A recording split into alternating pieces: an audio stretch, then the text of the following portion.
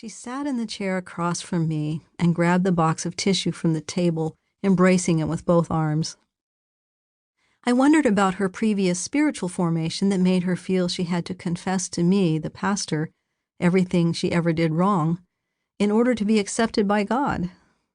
I consciously relaxed my posture even more, silently praying for the Holy Spirit to bring peace and to help Carrie know she was in a safe space. Swallowing hard and taking one of the tissues from the box, Carrie began. "I've been clean from crack for 3 months," she said, watching me closely to see how I would respond. I continued to listen, nodding gently. Carrie continued, "I've done so many bad things in my life. I am so ashamed," her eyes filled with tears. "It is okay to stop whenever you want to," I said. She needed a few moments to regain composure. I continued, "Carrie, your story is sacred because God has been with you, loving you through every moment of your life. No matter what mistakes you made or sins you have committed, God has been there loving you and is bringing you into freedom now because He loves you." Tears streamed down Carrie's face.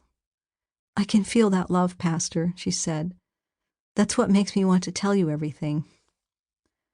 Over the next hour, the tiny wisp of a woman with strange hair and a pierced lip described a lifetime of addictions, abuse, promiscuity, divorce, suffering, scrapes with the police, and poverty.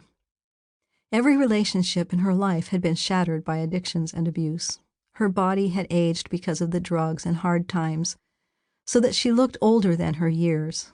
Her voice was husky from cigarettes and booze. Each time she shared another story, she ended with, "That was easier than I thought it would be. This isn't nearly as hard as I thought it would be." I listened. Finally, Carrie stopped talking. She looked at me and said, "That's it. That's everything. I can't believe I didn't use this whole box of tissue. Pastor, I have been a bad, bad person.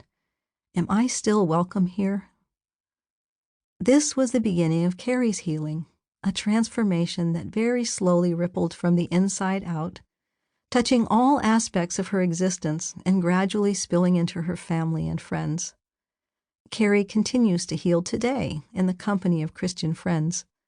When she stumbles, which is often, they help her. When they are hurting, she helps them.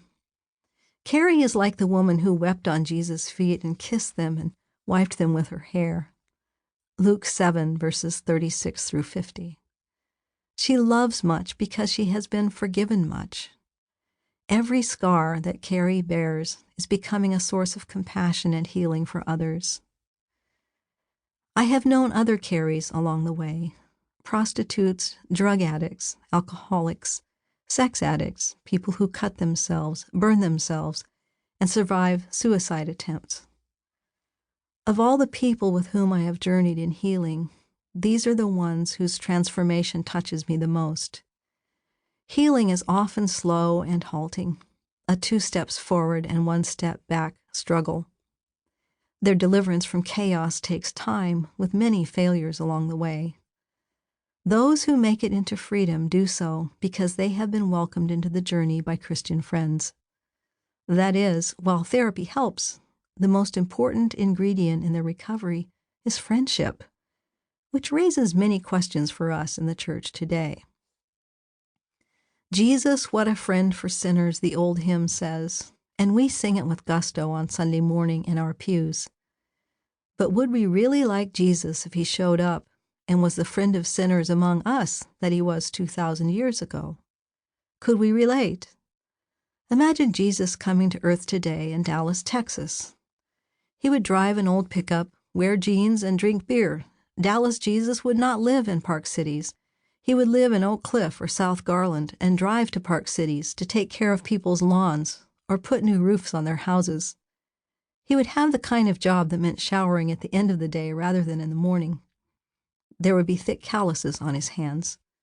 When Dallas Jesus shopped at Walmart, the person at the door would always check his bag against his receipt while letting the Anglos pass by, because his skin would be the color of molasses. For that same reason, Dallas Jesus would be pulled over by the police sometimes when he had done nothing wrong.